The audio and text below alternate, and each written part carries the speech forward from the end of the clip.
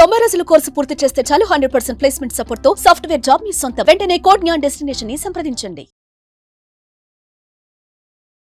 నమస్కారం అలగిరి రవీంద్రనాథ్ గారు. నమస్తే అండి సిరి గారు. సార్, ఉమ్మడి ఆస్తిలో ఒకరి పేరు మీదే రిజిస్ట్రేషన్ చేసుకుంటే మిగతా సోదరులు ఎవరైతే ఉంటారో వాళ్ళకి ఈ ఆస్తి పైన హక్కు ఉంటుందా లేదా, దీని గురించి చట్టం ఏం చెప్తుంది, దీనికి సంబంధించిన లేటెస్ట్ అప్డేట్స్ ఏంటి సార్? ఇక్కడ ఉమ్మడి ఆస్తి అన్నది ఆ ఆస్తి తన తండ్రికి ఏ రకంగా సంక్రమించింది అనే దానిపైన ఇది ఆధారపడి ఉంటుంది.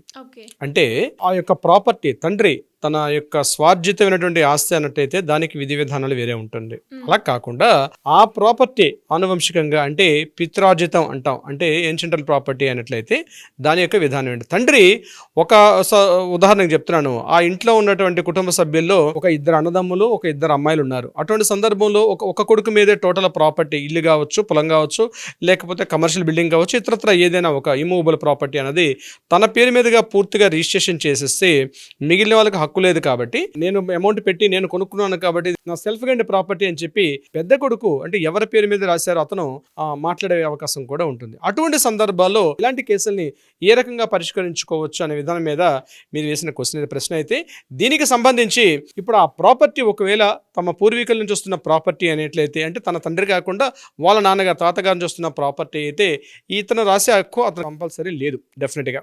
అయితే ఈ ప్రాపర్టీ తమ పూర్వీకుల నుంచి వస్తున్న ఆస్తి అని చెప్పి మిగిలినటువంటి కుటుంబ సభ్యులు ఎవరైతే ఉన్నారో వారు ప్రూవ్ చేసుకోవాల్సిన అవసరం వస్తుంది.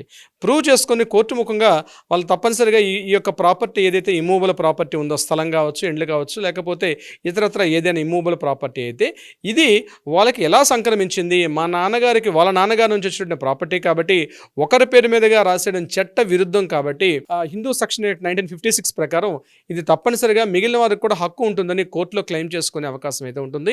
ఎప్పుడైతే కోర్టులో బలమైన సాక్ష్యాలుగానే మనం నిరూపణ చేసి ఈ ప్రాపర్టీ వాళ్ళ నాన్నగారి నుంచి వచ్చినటువంటి ఆస్తి అని చూపించగలిగితే అది మిగిలిన వారికి కూడా కోర్టు ఆ డీడ్ని కూడా క్యాన్సిల్ చేసి మిగిలిన వారికి కూడా ఇచ్చే అవకాశం ఉంటుంది. కానీ ప్రధానంగా గుర్తుపెట్టుకోవాల్సింది ఇక్కడ ఏంటంటే ఆ ప్రాపర్టీ అతనికి తమ పూర్వీకుల నుంచి వచ్చినట్టుగా చూపించుకోవాల్సిన అవసరం వస్తుంది.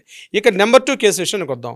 ఒకవేళ తండ్రి తన సెల్ఫ్ గైండ్ ప్రాపర్టీ అయినట్లయితే తన సెల్ఫ్ గైండ్ ప్రాపర్టీ ఒక కొడుకు పేరు మీదుగా రాసిచ్చేసి మిగిలిన పేరు మీద రాయకుండా తన చనిపోయిన పక్షంలో ఆ తండ్రి చనిపోయిన తర్వాత ఈ పిల్లలు ఎవరైతే ఉంటారో సోదరులు కావచ్చు, సోదరిమణులు కూడా కావచ్చు, ఇది మా నాన్నగారి చేత బలవంతంగా రాయించుకున్నాడనో లేకపోతే ఈ ప్రాపర్టీ మా నాన్నగారు సాధించుకున్నప్పుడు కూడా మాకు కూడా హక్కు ఉంటుంది అనే విషయం మీద కూడా కోర్టుకు వెళ్ళి ఇది ఆ నాన్నగారి ఆస్తి కాబట్టి తప్పనిసరిగా మా నలుగురికి కూడా దీని మీద హక్కు ఉంటుందని చెప్పి అలా రాయించుకునే అవకాశం, అంటే దాని మీద కోర్టు మీద బలంగా మనం సాక్ష్యాధారాలు సమర్పించుకోగలిగితే వారసత్వ హక్కు చట్ట ప్రకారం కూడా ఆ ప్రాపర్టీని కూడా నలుగురికి కూడా హక్కు పొందే అవకాశం కూడా ఉంటుంది. ఇక్కడ మళ్ళా గుర్తుపెట్టుకోవాల్సింది ఆడపిల్లల విషయానికి.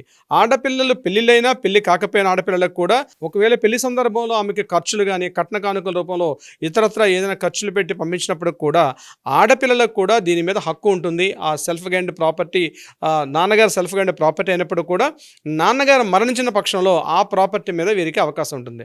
అయితే ఇక్కడ మరలా 3వ ప్రశ్న ఉదయిస్తుంది. నాన్నగారు బతుకున్నప్పుడు రాసేస్తారు కదా ఆ ప్రాపర్టీకి, మరి నాన్నగారు ఇప్పుడు చనిపోయిన తర్వాత వాటిని క్లెయిమ్ చేసుకోవచ్చు అని కూడా ఒక క్వశ్చన్ రైజ్ అవుతుంది. నాన్నగారు బ్రతుకున్న సమయంలో రాసుకున్న ప్రాపర్టీ ఒక కొడుకుని అయితే ఆ ప్రాపర్టీని ఏ రకంగా ఆ కొడుకుని రాశారు అంటే ఒక్క కొడుకు మీద ఎందుకు రాసిన విషయాన్ని కూడా క్లెయిమ్ చేసుకునే అవకాశాన్ని కూడా అడ్వకేట్ ని సంప్రదిస్తే దానికి కూడా కావాల్సినటువంటి పరిష్కారం కూడా ఆయన చెప్పే ప్రయత్నం చేస్తారు. అయితే వ్యక్తి తన సంపాదించిన సమయంలో ఆ యొక్క ప్రాపర్టీ మీద హక్కులని క్లెయిమ్ చేసుకునే అవకాశం మాత్రం పిల్లలకి ఎట్టి పరిస్థితుల్లో లేదు, ఈవెన్ భార్యకు కూడా లేదు. తన యొక్క సెల్ఫ్ గైండ్ ప్రాపర్టీ అతను ఎవరికైనా ఇచ్చుకునే అవకాశం ఉంటుంది. ఆ తండ్రి అంటే ఎవరైతే ఆ ప్రాపర్టీ ఉన్న ఇంటి యొక్క యజమాని ఎవరైతే ఉన్నారో బ్రతికున్న సమయంలో లేదు, అతని మరణాంతరం మాత్రం అతని భార్య పిల్లలకి సమాన హక్కులు క్లాస్ 1 లీగల్ హెయిర్స్ కింద అందరికీ ఈక్వల్గా వస్తాయి. కాబట్టి ఇంక్లూడింగ్ తల్లికి కూడా ఉంటుంది. ఆ యొక్క ఇంటి యజమానికి తల్లి ఉంటే తల్లికి కూడా ఒక వాటా వచ్చే అవకాశం ఉంటుంది. కాబట్టి తల్లి భార్య పిల్లలకి సమానంగా ఈ యొక్క భాగ పంపకాలు వాళ్ళకి వచ్చే అవకాశం ఉంటుంది.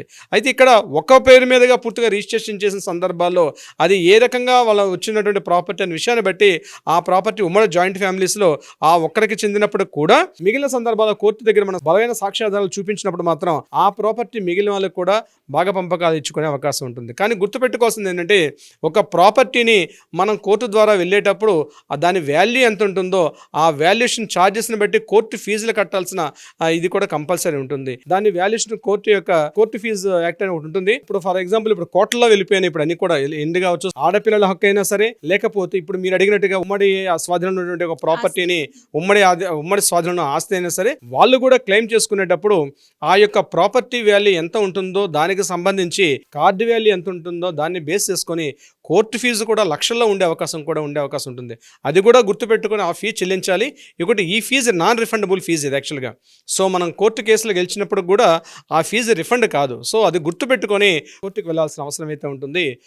అయితే ఖచ్చితంగా ఒక జాయింట్ ఫ్యామిలీస్లో ఉండేటప్పుడు మిగిలిన వాళ్ళు కూడా క్లెయిమ్ చేసుకునే అవకాశం ఉంటుంది. అది వంశపారంపర్యంగా ఆనువంశికంగా వచ్చినటువంటి ప్రాపర్టీ అయితే మాత్రం వాళ్ళకు ఉంటుంది. అది పట్టా పుస్తకాలు అంటే ఎకరాలు ఉన్న ల్యాండ్ అయినా సరే, లేకపోతే సేల్ డీడ్ చేసేటప్పుడు కూడా ఇటువంటి సందర్భాల్లో ఉండే అవకాశం ఉంటుంది.